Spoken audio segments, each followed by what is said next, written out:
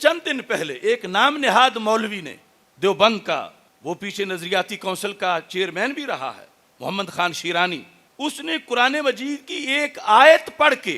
Israel को तस्लीम करने का दावा किया है। उस पर इसराइल के अंदर जश्न मनाया गया है। रब्वा टाइम कादियानियों ने उसको एप्रिशिएट किया है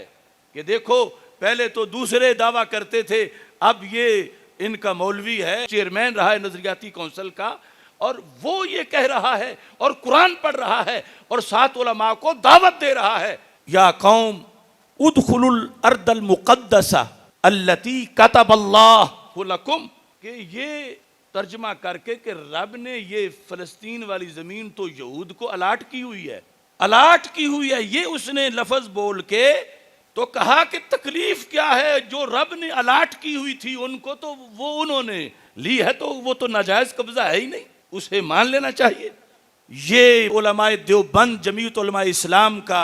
मोहम्मद खान शीरानी, यानी ये बात तो कोई आम छोटी सी मस्जिद का मौलवी भी करे, मौलवी तो क्या आम कोई लिबरल एंकर भी करे, हमसे हजम नहीं होती। और इतना बड़ा लीडर, और वो प्रेस कॉन्फ्रेंस करके, और उस पर इसराइल तक तबसरे हो रहे हैं इंग्लिश में कि देखो ये अनपढ़ मुल्ला जो है वो तो कहते हैं इसराइल तस्लीम ना करो,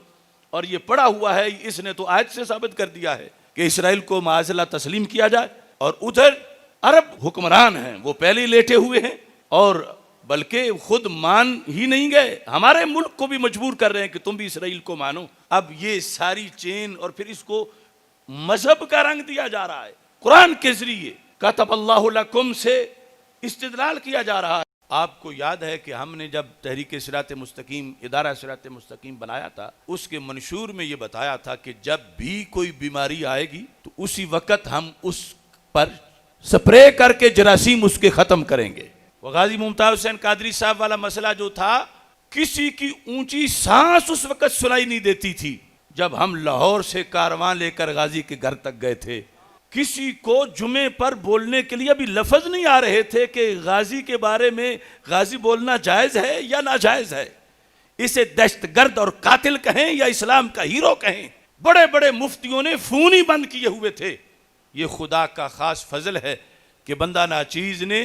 उसी वक्त 9 जनवरी को 4 का ये वाकया था, तो आप में से बहुत से लोग शामिल होंगे, ईवान इकबाल के अंदर मुफक्किरीन, जजेस, वकला, शुयूखुल हदीस के सामने तकरीबन 4.5 घंटे दलाइल देकर ये साबित किया था कि ये दहशतगर्द नहीं, उम्मत की आंखों का तारा है। आज इस मौका पर हमारे जीते हुए कुरान के मानी बदलकर, कुफर का रास्ता दिखाकर इसराइल को तस्लीम करने की तकरीरें की जाएं, तो हमारे जीने का फिर फायदा क्या है। इंशाअल्लाह 3 जनवरी का जो सेमिनार है उसमें इस आयत का जो सही मतलब है उस पर बंदा नाचीज पूरा मकाला पेश करेगा। खुद इस आयत से पहले, इसके बाद, खुद इसके अल्फाज के लिहाज से जो 14 सदियों में सहाबा से लेकर आज तक उम्मत में जो माना पढ़ा लिखा जाता रहा, जो कुरान की मंशा है, जो सहाबा को सरकार ने पढ़ाया है, वो साबित करके बताऊंगा कि ये शीरानी ये यहूद की बोली बोल रहा है, ये कुरान में ये मतलब है ही नहीं जो वो निकालना चाहता है। और अब लाइव मैं उसको और उसके समेत कोई भी इसराइल को तस्लीम करने का जो हामी हो वो मुनाजरा करना चाहे तो बंदा नाचीज पूरी दुनिया के इसराइल के हामियों के साथ हर वक्त लाइव मुनाजरा करने के लिए तैयार है।